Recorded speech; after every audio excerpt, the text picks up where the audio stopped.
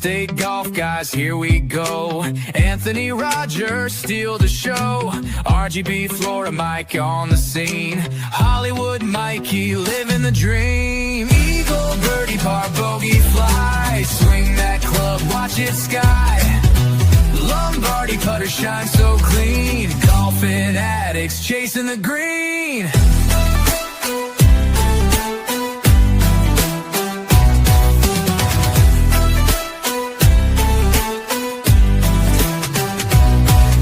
Scrounge up balls from trouble spots, off the tee or random plots. Long drive legend with a grin. Grip it, rip it, let's begin. We're the crew you can't outdrive. Golf obsession keeps us alive. Buzzing by in a golf cart spree. Talking swing, sipping iced tea. Eagle, birdie, par, bogey, fly. Swing that club, watch it sky. Lombardi putter shine so clean. Golfing addicts chasing the green.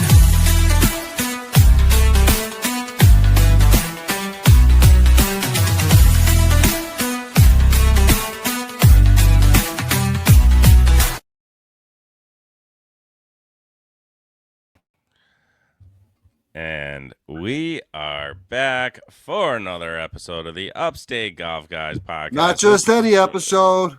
That's it, Rod. What do we got, brother? We got 100. Bam, bam, bam, bam, bam, bam, bam, bam. Pew, pew, pew, pew.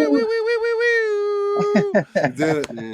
And I would not want to be Anthony, here with anybody else but my two boys, Golfing Lefty and RGB. What is up, fellas? What's going on, brother? Congratulations. Thank you. Congrats. And let me tell you, bro, when we were at Upstate Mike's back in the day and we did the first recording, let me tell you something. I'll be perfectly honest with you. I didn't think you were going to make it past 10. Why is that? You came along. Because I was all over the place, and I was like, what am I going to do with this? What do I do that? How do I do this, Raj? You know what it was? In the beginning, dude, you were too worried about being a perfectionist and editing and like worrying about your ums and ahs and all this. And if you remember, I think I was telling Florida Mike the other day when you first recorded, I didn't even hit record. I just let you stumble and fumble. And you're like, I got to start it over. I'm like, buddy, I didn't even hit record. Because I knew I've been there. I was in that situation where it was a little different. I was talking to myself for my first couple episodes. And then you had Mike on with you, so it was a little bit different. But think about it, man. Think about the past, year and a half now you've been going? Yeah. Almost 2 years? Yeah. It's come a long way. 3 different intro songs. I got the one I got from thankful to AI and our intro song. You know, it's been a ride. It's been a wild ride. The first one sucked, man. I hated your first intro song. That shit was so long. With the whistle? Yeah, bro. I felt like I was watching Andy Griffith's show. The whistle? Well, it's kind of tough because you got to find songs that are not – what's the word I'm looking for? They don't own them. People don't own them. That exactly. Yeah, so, licensing, right. So licensed, that are not licensed. We didn't have ChatGPT when we first started doing the podcast and other AI. Yeah, no AI. So I just had a small list of songs that I could use. I'm sure there's a bigger list if you find or if you pay for them, but you found them off the ringtone for your phone. Yeah, basically. No, then the second one was from that no one owns. The second one was from an Apple. Was from actually an Apple app that I use. The little elevator music, the one Adam did his intro over. That was kind of a lame song too. But now I got this one, bro.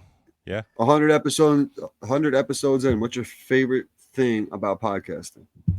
Doing this? My favorite thing about podcasts is definitely seeing your faces every Monday and Wednesday. No, actually, it's my favorite thing is having guests throughout the golf community all over the country. My favorite ones, sorry, nothing against you guys, is when I have a guest on, because not only does it, they always have a good story to tell, or they have a good product to sell. It's always entertaining when we have a guest on. And that kind of leads me to, it's a good segue to what we're going to do tonight, Raj. We're going to just basically do a rundown of my top favorite moments of the 100 episodes. I was gonna do top 10, but I couldn't keep it within top 10. I had to go to 15. So I have 15 clips that we're gonna run from 15 to number 1. All right. Yeah, and we'll start at number 15. Actually, we're gonna do this is what we're gonna do is run a video that has basically everybody, because I have to Do that. Do that at the end. do that at the end. All right. Yeah, because then you're giving it away, man. All right. No. I'm saying everybody throughout the whole 100. I have 100 pictures in like 30 seconds. Yeah, I would do that at the end, quick. Do that at the end. All right, because I don't want to single anybody out. I really appreciate everybody that's been on the podcast. Brother, we've had a lot of cool guests on. Yeah, You've had your guys over at Snuff. You had Steve Wilco. I mean, all of us. Every sick day, all of us. You know they're on the list. Every one of us were fucking watching Jerry Springer in the morning. So everybody knows who Steve Wilco I know. I've is. had some pretty big names on in the podcast. So let's run it. I'm surprised you weren't on there, Aunt Springer. Actually, you want to know something funny is that there was a Tamarack kid on the Springer show, though. I'm not going to say any names, but we had a couple Troy people on there. Yeah. So, all right, let's start with number 15. I have him on here because he is one of my good friends now and a sponsor of the podcast, and his shoes are fucking dope. I didn't have this one labeled, but we got the 88 Links episode with Shoe Dog. Here's a little clip from Shoe Dog. You got to start from the foundation of the product first, right? And the foundation is your last, and the last is the shape that you develop to encompass the shape of the shoe, right? So it's got to be it's if you don't get that right, your foundation's not right, and your business is not going to be right. And I built the foundation off of my foot. I mean, I've been making shoes for 45 years. I know what shape needs to be made, and I developed the last to follow the shape of my foot. Wish I had a last here. I wish I would have been prepared for this. I don't have one sitting here. Okay, but anyway, it's basically your foot form of your foot that develops the last to make the shoes, right? So you got to get that right first. So that was the first thing to get perfect. And then once you do that, the footbed in the shoe, all I'm going to say is that Mike, you probably will agree to this, that every single time you put these shoes on from day one, they feel like you're putting on a brand new shoe. I didn't scrimp on any of the materials. The materials in the footbed are just fantastic. So you can wear these shoes for a year, and when you put the shoe on a year later, the footbed is going to feel like you're putting on a new shoe. Sure. 88linksgolf.com. You get your shoes over there. And it's use Upstate 20 at checkout. He's I'm not just trying to sell them for him. I'm not joking. Most comfortable shoes I've ever put on. Shoe Dog's also a good friend of ours now, so give him a play. Check him out. Absolutely. Shirts are awesome too. Yeah, there you go, brother. Raj is showing off the nice fresh pair of kicks. What do you got over there, Mike? Ooh, baby, fresh. So fresh and so clean. He puts out so many different styles too. I got more of this. Like he was just saying real quick, I know why we're giving him his little promo here. Telling you, look at the insole on this bad boy. This is no joke. Oh, yeah. This is all cushion. Like, this was the first thing that stood out to me when I grabbed these shoes, bro. Like, I put, you always check them and like feel how the cushion is in the shoe. And I was like, damn, it got me to the point where I pulled that bad boy out. I'm like, how thick is this thing, dude? I'm gonna be standing like 6'3", 6'4" when I put these bad boys on. Oh yeah, these things are comfortable, man. They're definitely comfortable. No, they really are. No joke. What's that, Florida Mike? All right, you said yes. I said yes, they are. Oh yeah, Gotcha. I got rid of all my other golf shoes. You have no other ones that you my friends are happy. Wearing again. Yeah, my friends are happy. I'm happy. No doubt. I love it. All right, boys. Let's move to number 14. This one I had to put up there because this was an awesome episode. Just because he was cool as hell. Follows me on Facebook now, and he's actually a good friend of Florida Mike. He gets us on, or gets Florida Mike onto a special course. And when I come down there and visit Florida Mike. I can't wait to meet my man Lewis, the super from Cabot Farms at number 4. Dude, I'm telling you right now, Black and Blood Diamond's nice. Like I'm not taking anything away from them, but to me, all the golf courses I played, Innisbrook, South Carolina, nothing down here touches Cabot. You want something like this, you go play like Robert Trent Jones, the Ocean Course over in South Carolina. It's kind of got that same vibe where it's very green, open, perfect, great bunkers. I personally can't wait to see it in June. I'm gonna definitely be there before then to get some practice rounds in for sure. Yeah. What other than the Roost, your baby?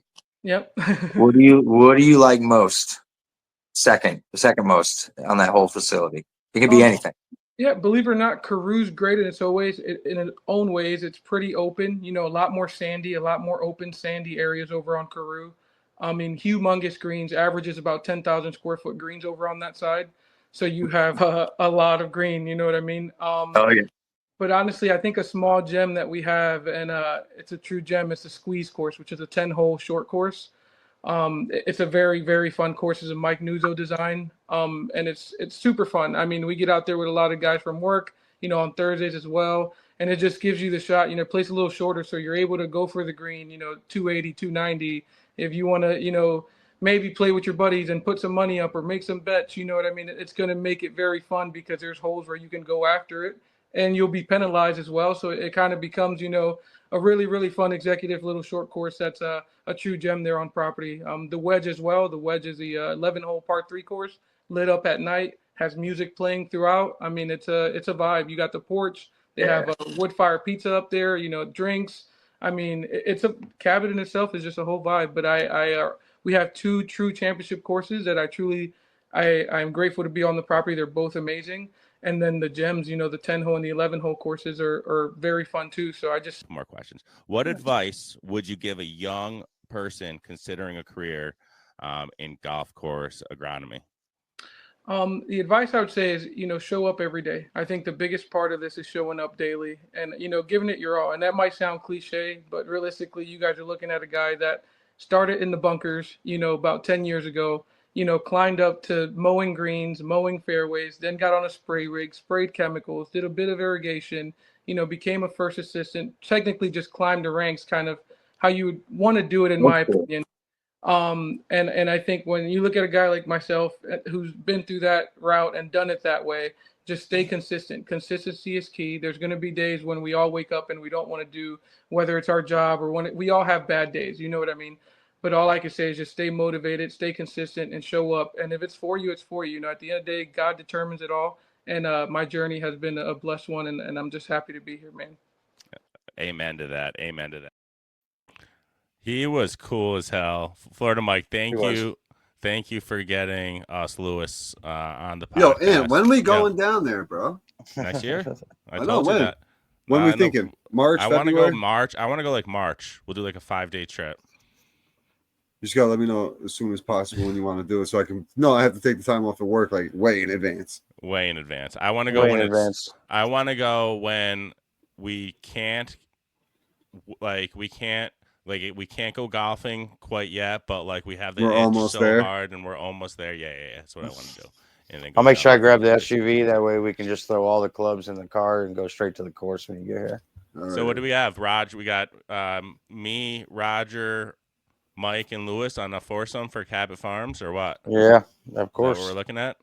Oh yeah, I love it. Let's love do it. He was cool as hell. Lewis, thank you for coming on the podcast, and he's always been supporting me since, always liking my stuff, liking my posts on both Instagram and Facebook. We appreciate that over at the Upstate Golf Guys podcast. Cool ass dude. But let's move on to my 13th favorite moment of the top 100 or the last 100 episodes. This guy, Florida Mike, I know he's a good friend of yours as well. We are rooting for him hard with what he does. It's a cool game. And actually, they're coming to Freer Park, I believe. I don't think Austin is making it, but you talking about the Fling Golf? Yeah, the game is coming to Freer Park. They're blowing up. We had the #1 in the world on the podcast Austin Showtime Ebersol. Here's a That's moment right. of Austin. Man, who would your perfect foursome for fling? John Daly, Adam Sandler, and Bob Does Sports. Bob Does Sports really kind of inspired me for this thing. Before I got going with the podcast, I kind of just wanted to be like a content creator. Yeah, why not? Like, I'd love to get to meet him and actually play around together sometime, film some content. Yep. And if he ever listens to this, Bob, you can't call yourself Bob Does Sports and not give fling golf a try, because it is a sport. So if you do sports, we got to get together and play, my man. We're gonna make that happen, Austin. I'm telling you, Bob Does Sports. It's gonna be we're pushing it, baby. As a lefty, I would love to go 1v1 with Joey. Joey kills me, man. Every time my wife is a huge Bob fan. Like, she loves Bob. Bob is probably her hall pass. Go ahead, clip that, share it. He'll get a kick out of that. The thing is, for like me though, like Joey. So, just so you know, I tried Austin. I put it on my story. I tagged Bob Does Sports. I tagged all of them. We got no love. But he's cool as hell. Why, Raj? What do you got? What are your thoughts? You weren't on that podcast. It's a different game, man. It's different. It's a cross between lacrosse. They're gonna listen. Number one, they're not gonna slow. Like, they're not gonna screw up the golf course. Listen. They already are. I can't get on and get a T10. They got a tournament up there. What do you mean? They already are. It's not even real golf. All shout out to them for doing their thing and enjoying what they do. But to me, it's not real golf. And go do that do that where they play frisbee golf. That's where you can't. Well, go find somewhere else. Don't take up my tea time. That's why I got you on the podcast, Raj. I'll keep it a buck, man. I think it's cheesy as hell. Like, that's a lacrosse player who can't play golf, so he figured out how to do it the other way. Like, that's literally all it is. Well, like, what do you got, Florida Mike? What are your thoughts? I'm losing. I think it's interesting. I'd definitely give it a shot. I used to play lacrosse, and I golf. So, bro, Florida Mike, I've known. He's a good golfer, though. He's not a bad golfer. He said either. He's not a bad golfer at all. Then let's do that, so everybody can go play golf. So we're gonna go throw a fling stick. Mike, you got a better chance of me playing ice hockey dressed up as the Mighty Duck with Anthony and rollerblading down the fucking street than you do of me playing fling golf, dude. I'm gonna hold you to that. I want to see that. I'm telling you, I will rollerblade down the street with Anthony in a Charlie Conway jersey before I play the fling golf. All right, so moving on. Ducks fly together, baby. And listen, we're gonna get a foursome with our man Austin. I got nothing against the guy. I know you don't. I know you don't. He's mad. He's mad that he can't. He's mad that he's fling golf is taking his tea time now. That's what he's mad about. I get it. The kid loves golf. He's over there 7 days a week. To play before my league match. I wait till fling golf's over. All right, moving on to my 12th favorite moment. This episode was a ton of fun. It was really funny because I had Hollywood as a co-host that night, and he had a ball with this one. It was with Bryn Bischoff. She is a D1 college golfer, and now she's doing big things in the social media world. I've been following her. She's cool. She's awesome. Another good friend of mine, always supporting the podcast. I got to get her back on soon. She said she'll always be down to come on. But this was a Bryn moment. How does weather play a part in course maintenance? Wrong one. Where's she from? Where is she Bryn from? is from Utah. Bryn is from Utah. A lot of Utah female golfers out in Utah. Yep. Here we go. Right. I got a lot of videos up here, guys. Cockeyed. What's your favorite trip to date, like course or state that you visited for golf?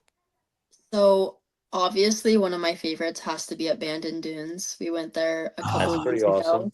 But the thing is, I wasn't like into golf. This was my senior year when I was just like, oh yeah, like golf's cool, but like I'm gonna cheer in college, you know? So I didn't appreciate it. And I'm now like looking back at pictures, I'm like, that's the prettiest course I've ever seen in my life. And I just took that for granted.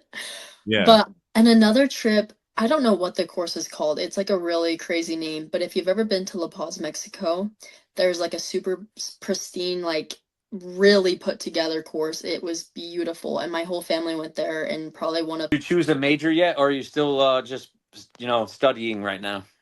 I declared professional sales over the summer. So It's been going really well. I actually just won a sales competition. So I yeah. went $100 to Amazon if you guys need anything. That's But, solid. Thank you. Why aren't you looking for internships with golf club manufacturers? Then you could hook us and yourself up and put your foot in the door to have a career in a sport you love, and it just keep getting better and better. that is very true. I need to look into that. But There you go. would do Cobra if you're gonna date Bryson, because that'd be an easy way. You could be his exclusive rep. okay, yeah, I like that idea. I'll definitely look into it. Especially if Bryson comes to be my boyfriend, boyfriend because of that. I'll have to for sure look into it. Without a doubt. Yo, Shout out, He's a Bryn. character, man. He looks like he's in witness protection, but yeah. I have him on like once every like 30 episodes for like a random one, and he always kills it. Ton of fun. Shout out Tom Hollywood. Love you, dog. But yeah, Bryn is awesome, and I think she might have listened to him because now she's like doing her thing with all golf company. She's killing it on social media right now. Hell yeah. So that might have been the switch right there with Tom's why didn't you do, that idea? And then she was also the link in the hookup to Cole back when they were really good friends, both in Utah. So shout out for giving me the link for Cole, because I keep saying this. He will be joining the podcast. I don't know if he's going to be playing the next event. 2 for 2, making the cuts. I know that's a pretty big deal for just starting the Corn Ferry, right, Mike? I mean, absolutely. He's bringing home some cash, so absolutely. So shout out for that. Cole Ponich will be joining us. They're good friends as well. So that was number 12. We got to move it along here. Number 11. This was when I got introduced to this guy. Do you remember this one? You guys seen the tat? Buster fucking Douglas, baby. Oh, yeah. First guy to knock out Mike Tyson. Yep. Legend. Yep. Tyson used to fight a lot right in Troy, New York, like right where we grew up pretty much. And RPI Fieldhouse. Obviously, you probably heard of RPI with hockey and stuff. Right in the field house where they had the hockey games, they used to have a bunch of Tyson fights when he was coming up. Marty McDangle, shout out. Just a big supporter, huge heart, great guy. He'll be joining us with the Hockey Hulk. They have a new page going. It's actually really funny. I can't think of the name offhand, but it's the Mighty McDanglers. The Mighty McDanglers. That's what it is, dude. Yo, I sat there. I was so baked, dude. I was so high, dude. I sat there and looked at the logo, dude, and laughed for 20 minutes, dude. I was like, dude, I messaged him. I was like, yo, I'm sitting here laughing at the little guy with the sunglasses because that's Marty. Shout out Marty McDangle. Awesome guy, big heart. He's a great hockey guy. He's actually pulling me in some another guest. And he was on the Devils, when they won the Stanley Cup. So that'll be a fun. And he's a big supporter of Lombardi. Minnesota Wild. Yeah, he was. Yep, he was on the Minnesota Wild as well. Yep, big and supporter of the Lombardi. Yep, he was one of the Dowds. I can't think of his first name. Last name was Dowds, but he was like on like a lot of different teams. Brandon Dowds? No, not Brandon Dowds. My God. He played at the River Rats. He's got upstate ties though. Played at the River Rats as well. So. See if he's got an old River Rats T-shirt he can send us and throw up to the rafters or something. That would be pretty sick. But Jimmy Dowds, my God, I just had a blank. I knew. I feel like I played baseball like a Brandon Dowds or something. No, that's why that name came to my head. What do you got for number 10, bro? Let's get into the top 10 moments. Top 10 Shout out Marty moments. All right, top 10 comes from episode 23. When I first met this guy. For writer's blocks, I always hear that with writers. Here's a trick that I didn't invent to ensure that doesn't happen.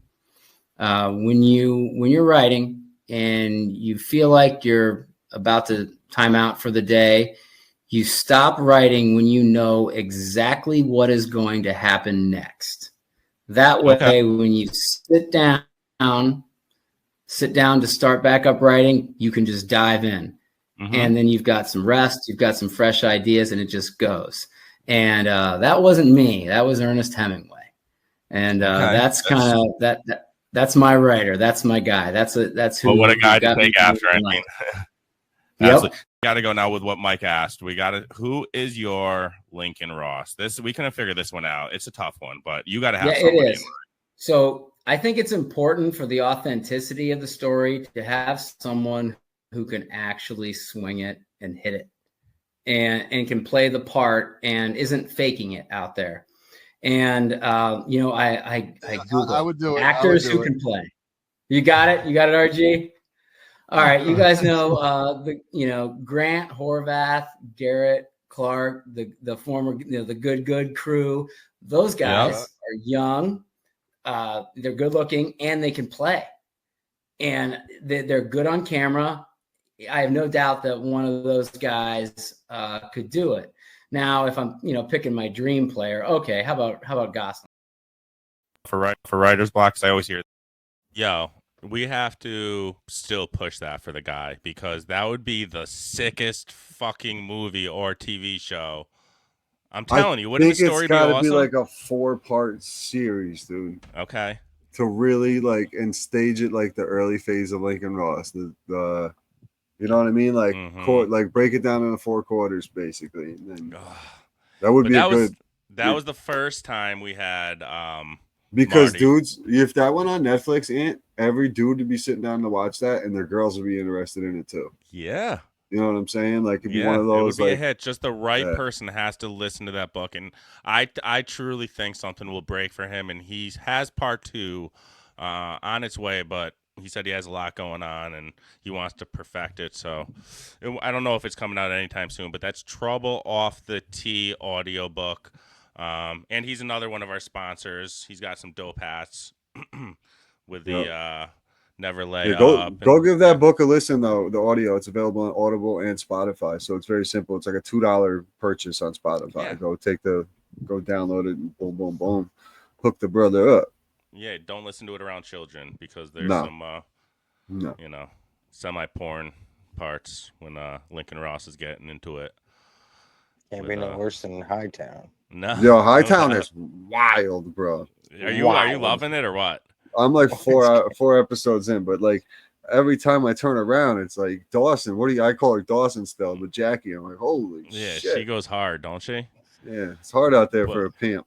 No doubt. But I don't want to get too off topic. I don't want to get too off topic. Go check out episode 10 when we first met Marty, and we talked a lot about the book. This was well before he got into the hats and everything. Yeah. But don't forget to check him out, TroubleOffTheTee.com, and use Upstate 20 for a discount on his dope hats. But all right, let's move on to my the top 10. We're at number 9. Number 9. Number 9. This goes way back to episode 11. So how far back does this go? This was when I had to go in my closet. 11.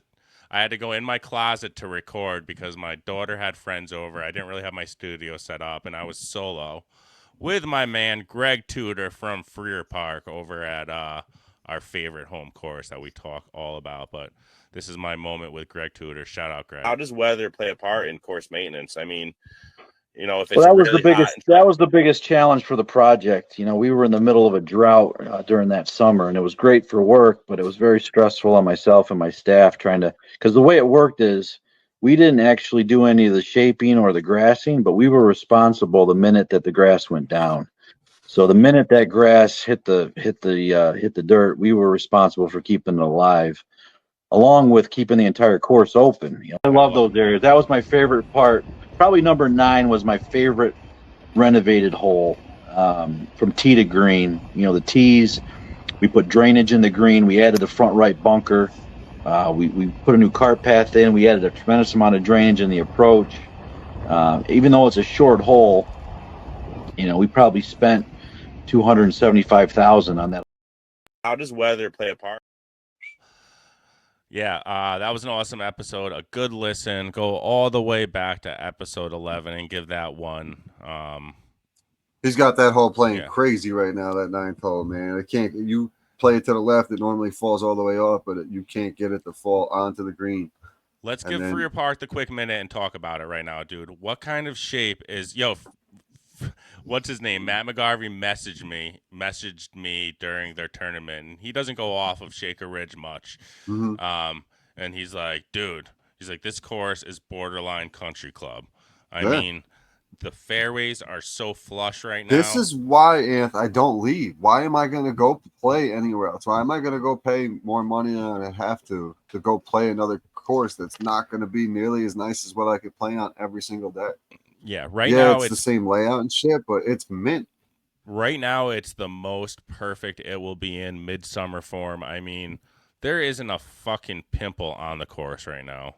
Shout out Greg Tudor for what you do over there and the team. Absolutely. He always wants to give his team the shout out as well. Yep. It's not only him. Whitey's over there. That's that's what I know. I mean, he's got a great crew. Everybody over there is awesome.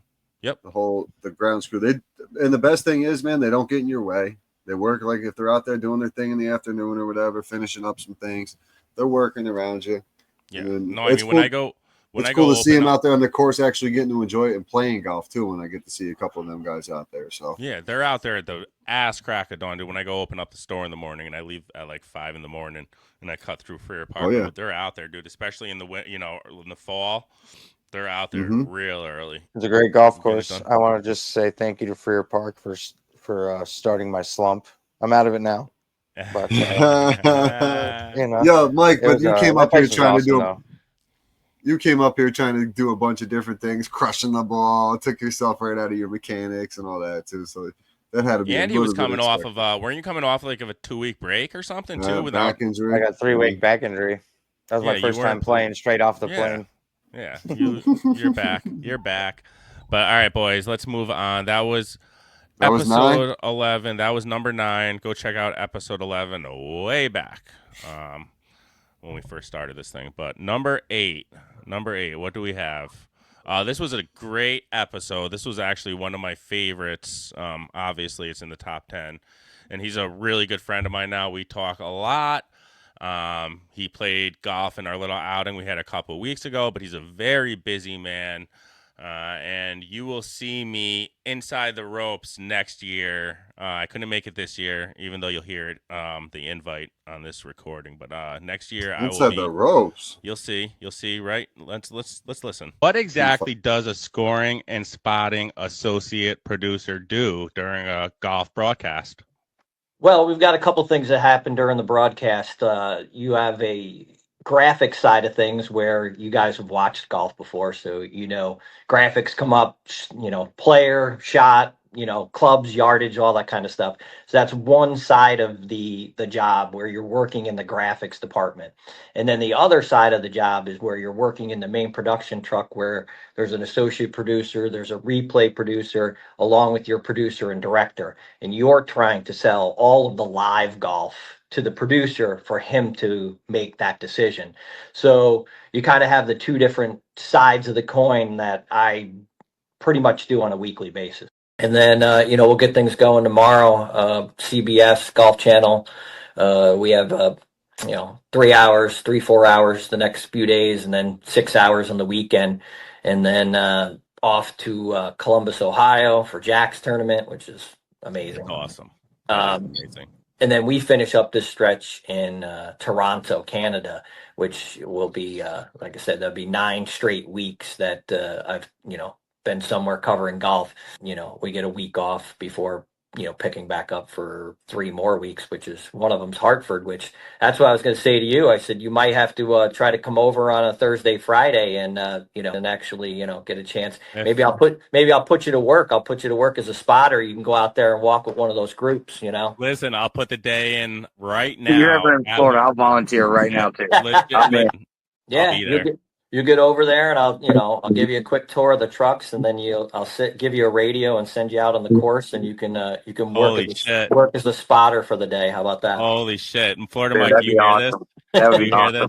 Oh my God. It has to happen now. It's done. It's happening.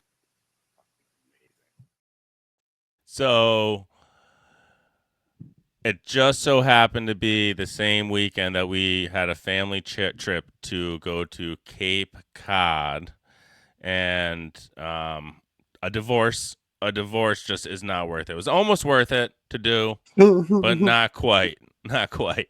So he said he's gonna hook me up next year when they come to Hartford. But yeah, man, dope episode.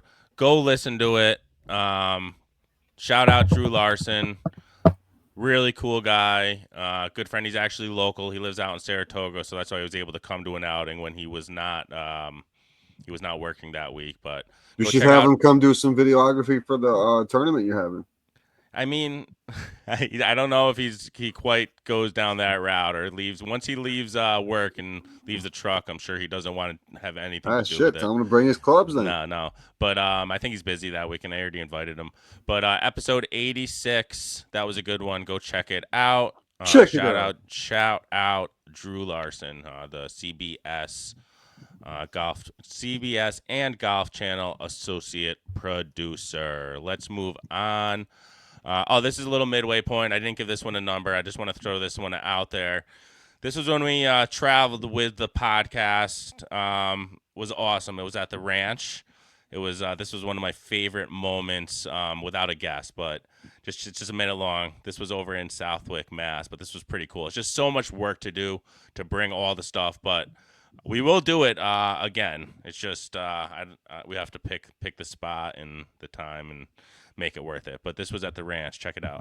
Yeah. This course is we're in Southwick, Mass, just over the border, basically, on the other side of New York State. We're upstate golf guys, so we hop over to Massachusetts and play a lot of courses over here. Golf's the Cape. That's it, baby. That's it. Part of the Cape. That's how it all started. It is. Yeah, it is. Last night we went over some predictions. I'm sure most of the Golf Week Tour listened on the way in, and yeah, they did. I don't know if they're happy with my predictions. Gio was already talking shit. Yeah. Wherever he is. Yeah, we got everybody registering right now behind us. Yeah, buddy. Yeah. Tournament registration going on. We got raffle tickets being I'll passed turn it out. over that way and see if you can see that. But Anthony declared that we're not eligible for the raffle baskets, which are the best raffle baskets I've ever seen anywhere. No Lombardi for you, sir. There's got to be $400 worth of stuff in there. Dude, at least. The putter's probably $200. Yes, sir. I mean, think about it, dude. There's 4 or 5 hats. That's why you guys got to be a part of this. You got to get out and play golf. If you're not out here playing. So that was the that's right. That was the Upstate Golf Guys. That was the one we sponsored last year. We put some raffles together. It was the Upstate Golf Guys Major over at the ranch. Such a great time. But Florida Mike asked when he was up here, he was like, "Are we doing the podcast at the event out there in the morning?" I'm like, "No." It was like a hard no. He's like, "Why not?" I'm like, "Dude, I did that one time. I was fucking sweating my balls off. I'm running around like a maniac, setting all the shit up, and like I get no practice. Remember, I'm trying to play in this event, go win an event." It was fun, but I think I came in dead last in the event because of everything I was doing for the podcast. Yeah. So it's a lot of work. It's a lot of work bringing everything, but I just wanted to show that little clip, and it was dope having the golf course behind us.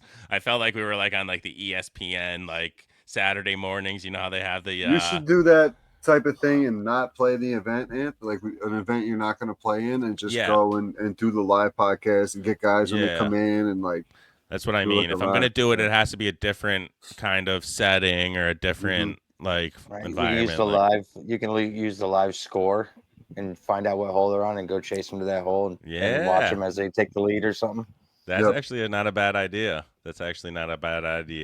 All right. Oh shit! Look at Drew Jones just took first place. He's on hole 14. Let's run over there. Yeah, I would much rather do it like that where I'm not involved in the event, because it was too much. Yeah, it was too much. Again, it's enough on a Sunday morning collecting everybody's cash and getting everything organized to figure out. Yeah, dude. I had 2 computers up. I had my soundboard. I had the mics trying, and then I had to go fucking tee off and sign off and tee off in 30 minutes. I was like, it was bad. Yeah. But let's move on, boys. Let's move on. 6. We're in the top 10. We're at number 7. Are you sure? This dude was fucking cool as hell. And where is it? I'm gonna just show it here close up. Oh, that was a bonus one. That was a bonus one. Gotcha.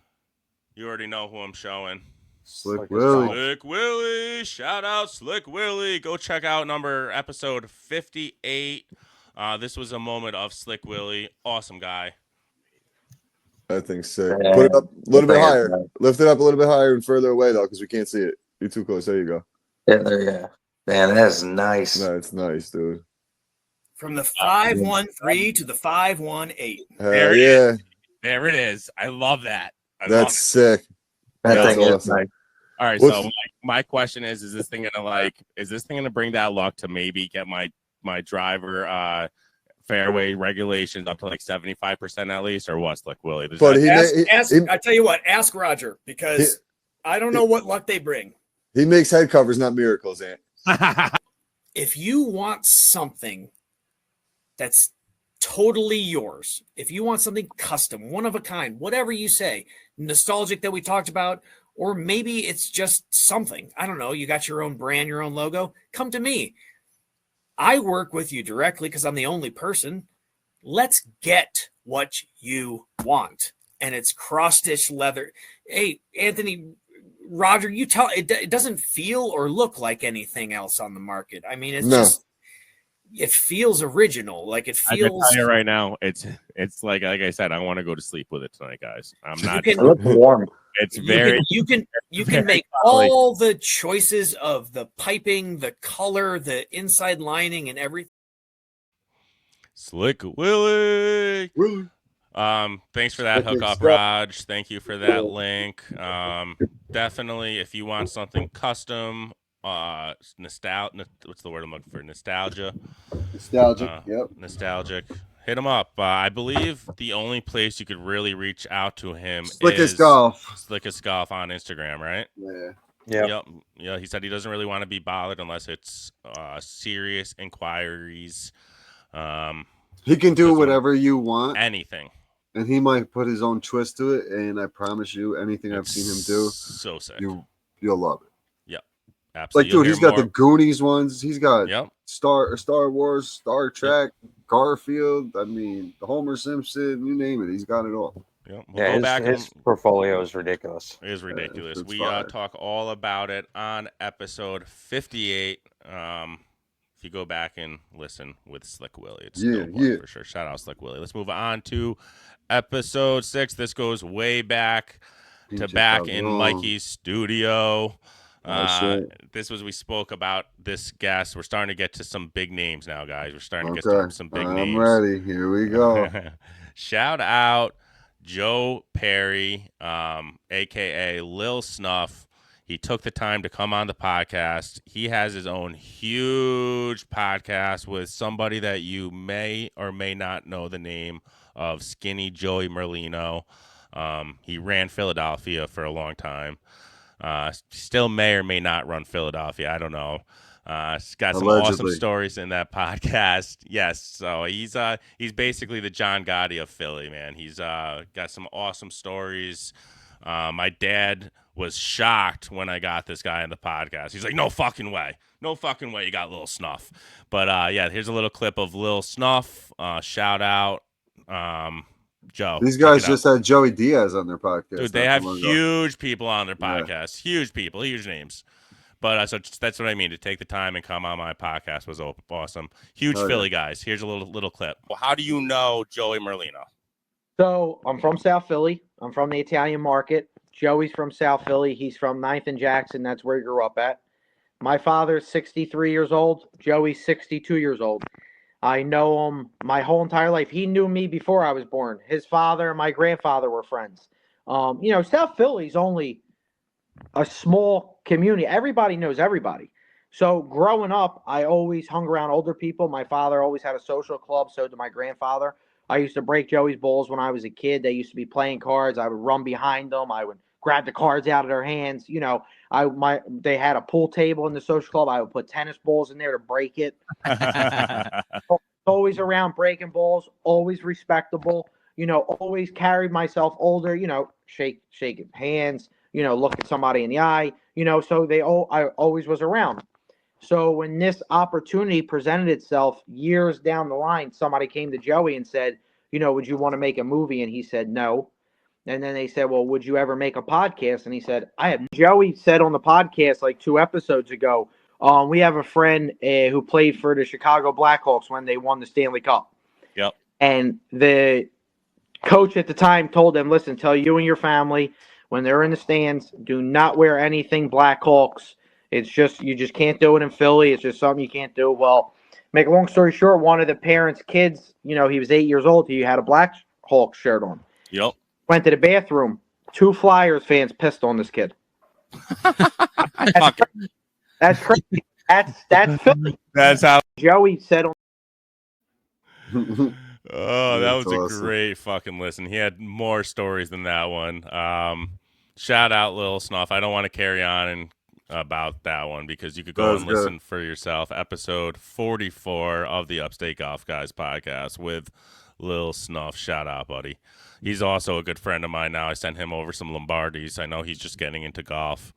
Nice. He has a couple videos with a Lombardi. I know that if you go deep in his Instagram. But let's move on to my 5th top 5. We're in top 5 now. Yep. Number 5, boys. And she will be joining soon. She is huge right now, guys. Huge because not Hightown, but her other show, Hunting Wives, has been on number 1, number 2 on top 10 for like since it dropped last 3 weeks. Rebecca Cutter. It's funny. We did a little. I had her on however long it was, episode 25, so over a year ago, and she kind of gave what Hunting Wives was going to be about. So here's a little clip with Rebecca Cutter, guys. Number 5. Chance for a spin-off if somebody else maybe picks you up. Yeah, look, never say never. I mean, if it goes to another platform and gets a huge audience, then of course. Do you have something in mind? Like, it's because you did leave it open. You left it open. I don't want to talk Well, about I would love to do a season 4 or like a season 4 movie because, as you saw, it definitely ends in a place where it leaves people wanting more. And it very clearly sets up a situation of what that could be about. So that's one option. Yep. But I always said if there was actually going to be like a spin-off, like a true spin-off, I would say Osito and Charmaine.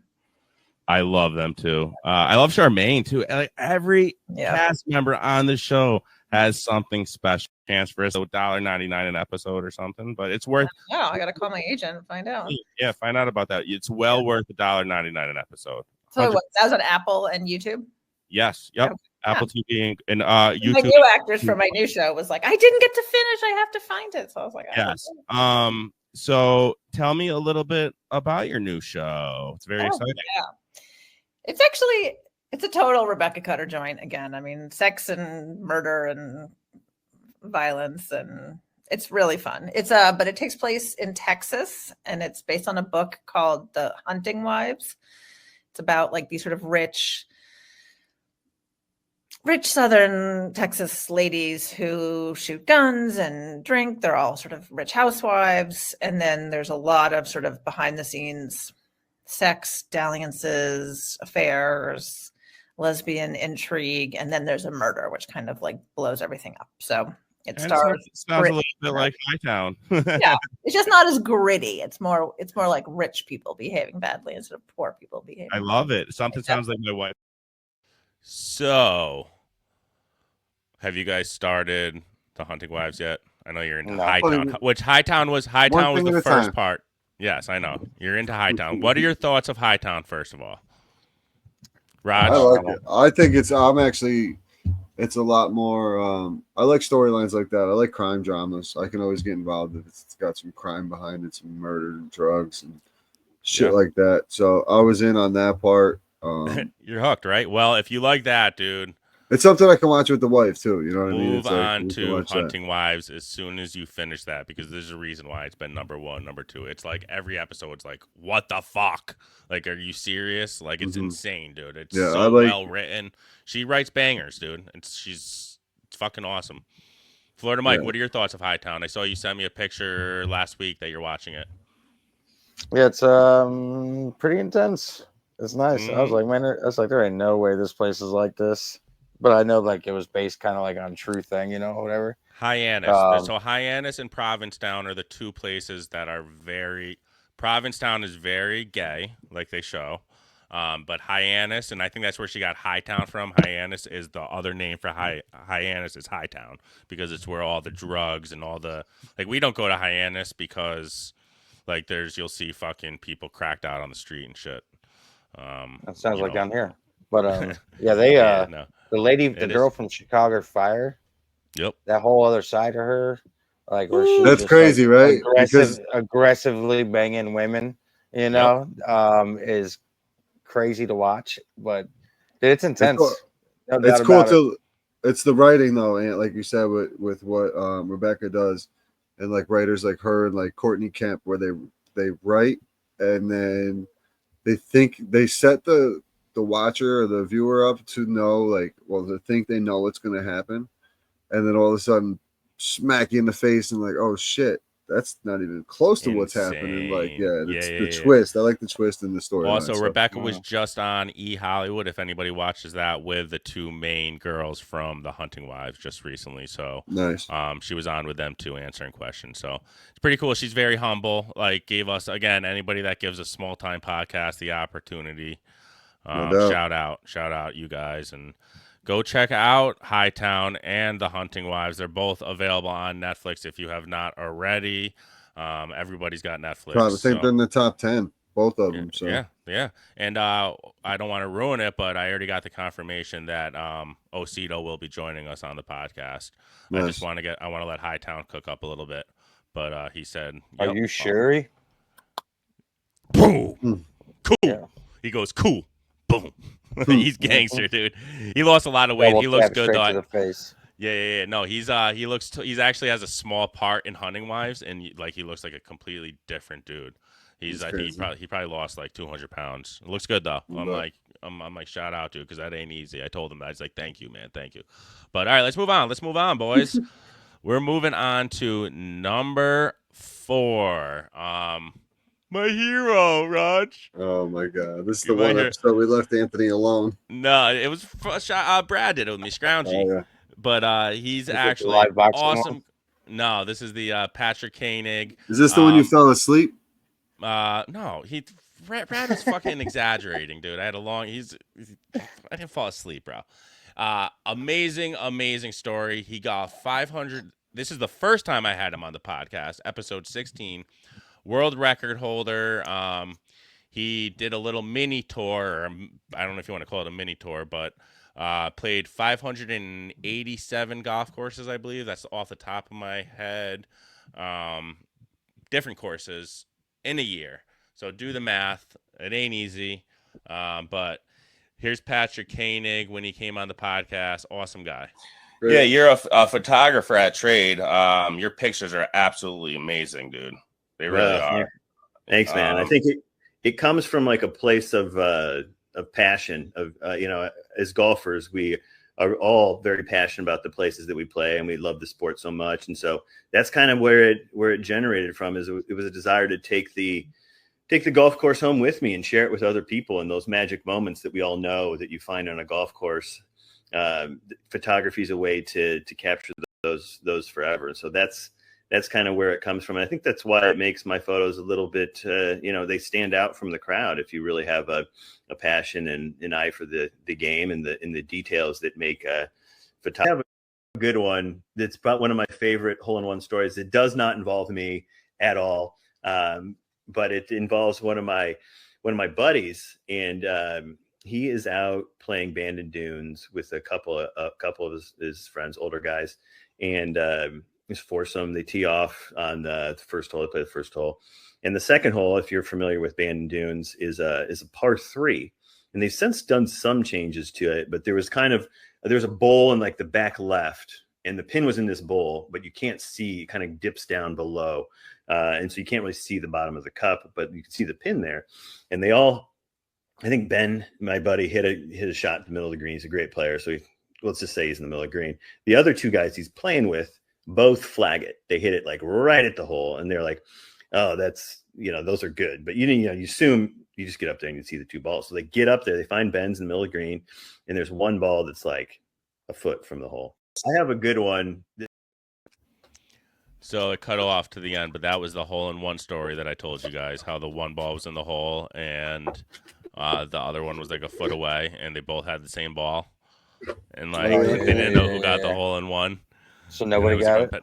Yeah. So nobody didn't know who got the hole in one. That's tough. Could tough. you imagine? That's a real tough one. But this goes way back. I didn't realize that was episode 16 with a world record holder. He's a professional photographer. He's got some really cool stories. So go way back, and he's a good storyteller. Listen to episode 16 with Patrick Koenig.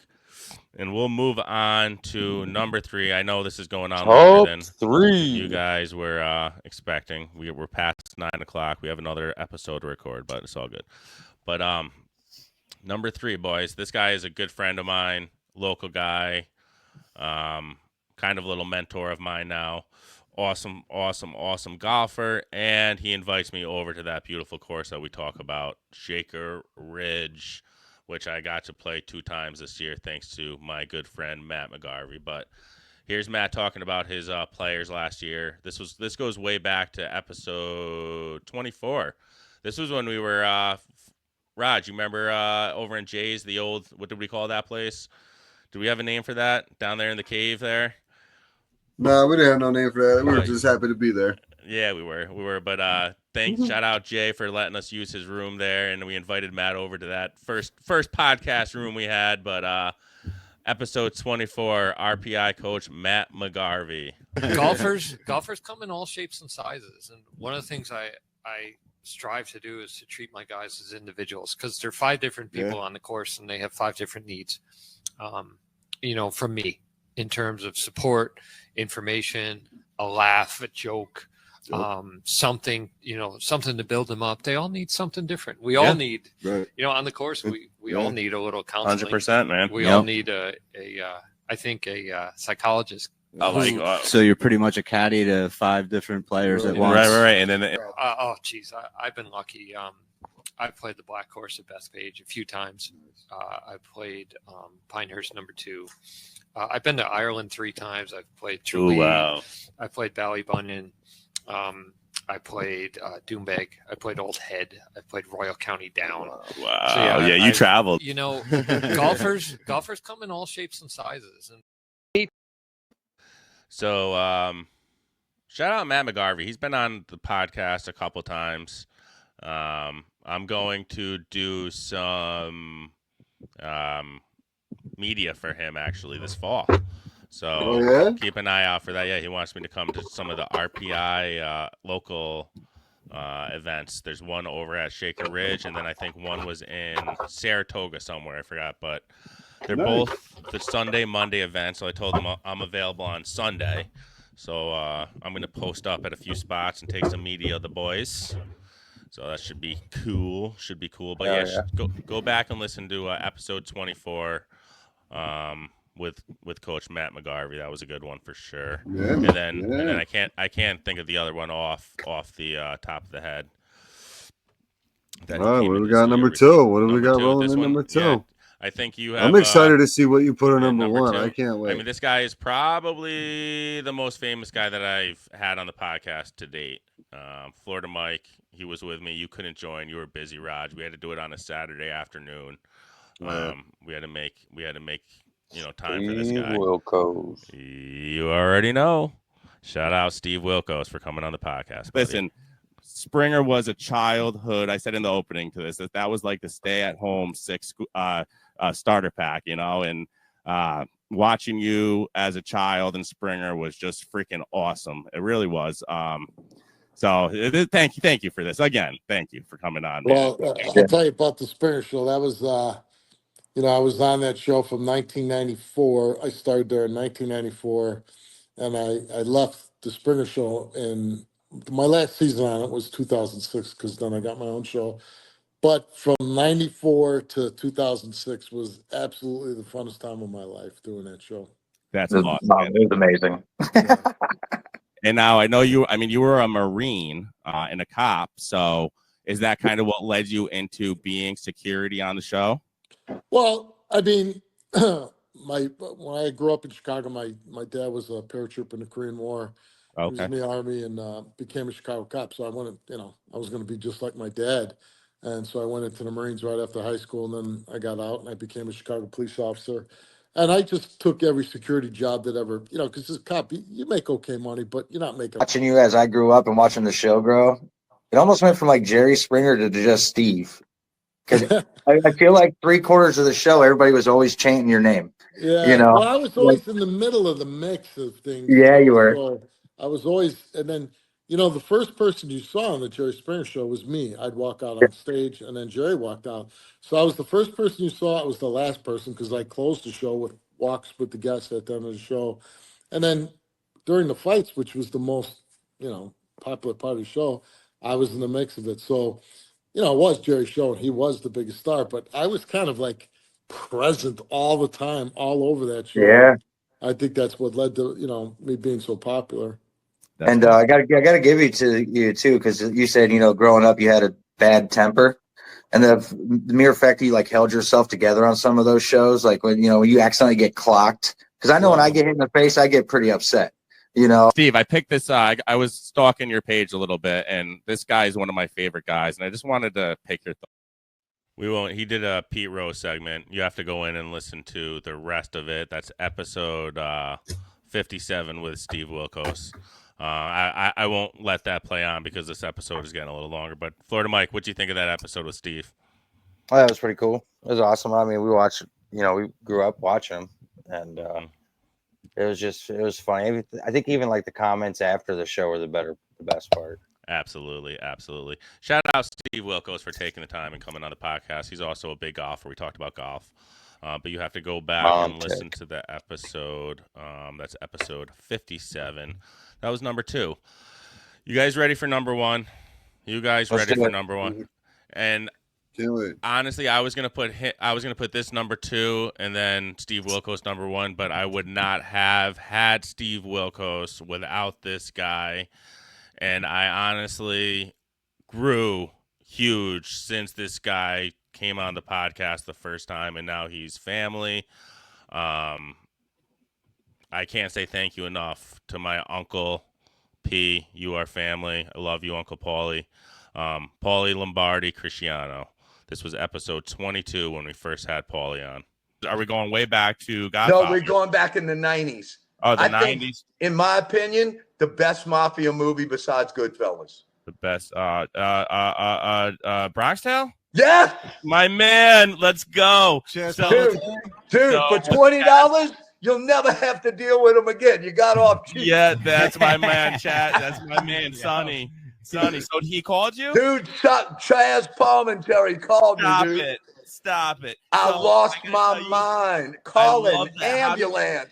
I lost my mind. How did he even in the bathroom? How did he even get a hold of? There's a guy we know, a friend of mine. Actually, he's my best friend. People are like, quack, quack, quack, quack. Who was the Minnesota Vikings guy that you made the costume? Oh, John Randall. Dude, that's the funniest thing. John Randall is the one that reached out to Sterling when he's getting inducted. Okay.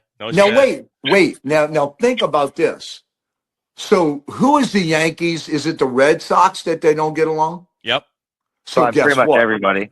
Right. It's the Yankees and Red Sox is the big rivalry. Yeah. Right. Well, guess what? Randall played at the Vikings and Sterling Sharp was at Green Bay. They're the biggest rivals, dude. They call it the border war. So Randall had so much respect for him that he literally said, dude, you got to do this putter. And I said, who's it for? He goes, Sterling Sharp. I'm like, dude, are you kidding me? I'm like, Brett Favre grew up in like less than an hour from where I live at. Like, that's a no-brainer. So that was actually that was 2 different podcasts. Sorry, guys. I just took a couple clips of Uncle P, but the first time he was on was episode 22. He was on a bunch of times, guys. He was on the time with Marty McDangle. He was on another time with the group of guys. I forgot their name. He's probably on 6 or 7 times now, but I'm an Upstate. I'm a distributor and a representative for the Lombardi putters, and I'll tell you what, he's come a long way too. He's grown from a cheaper model that you could pick up for $120 to $150, but now he is putting out fucking fire, guys. look out for some of the putters he's putting out. The 529, and then just most recently the Corona. Can't wait to see the broomstick. Yeah, That no, hold on. 529 was fire. Hold on a minute. Let me just get the Corona.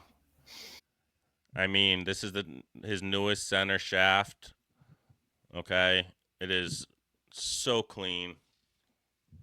It ain't cheap though. I mean, the metals he's using now are not cheap. This one's 300 and change. I mean, it's up there. That's not my price. That's not what I get it for. But if you go on Lombardi Golf, he's not putting cheap shit out. That's for damn sure. But shout out, Paul. I just wanted to show his newest Uncle P hottest club, the Corona. It's dope. But yeah, I mean, I can't thank you enough, Uncle P. I cannot thank you enough because he's giving me the support. He always reshares. He's always always down to do a collab or a giveaway or send a free putter here, a free putter there. What did you say? A putter here, a putter there. I said he's like a guy with a trench coat on the corner of Canal Street just handing out putters. A putter here, a Opens putter up there. his jacket and he's got I got the PS99, I got the Piazza, I got this, I got the Umbria. Corona. And then Raj, before we get off Uncle Paulie subject, I will bring up the proof if you guys want to find it or want to see it, but everybody calls him Uncle Paulie now. Everybody. Who was the first person who thought of that? I will give you this shout out right now. 100% I did when he was on, like, probably the first episode. No, it was the second time. It was with the second time, he's been on a I was bunch of times. comfortable It was with with him. Matty Wilgocki. The time Matty Wilgocki joined the studio and he came on, and 100% Uncle Paulie. You were because you were doing the Italian, like a Italian Brooklyn, talk. like a Brooklyn deli. Like I was at a Hey, Brooklyn deli. I was Uncle like, Paulie. Uncle Paulie, let me get a 2-for-1. Hey, Uncle Paulie. So he is, dude. I love him. The Love the mozzarella. guy. He's awesome. I talk to him probably half a dozen times a week on the phone. Always calling him for a new custom, but always taking good care of me. Love you, Uncle dog. Pig, shout out. But all right, boys, that's it. That's the top 15. We're gonna wrap things up here. You did it, man. You did it. I just want to thank.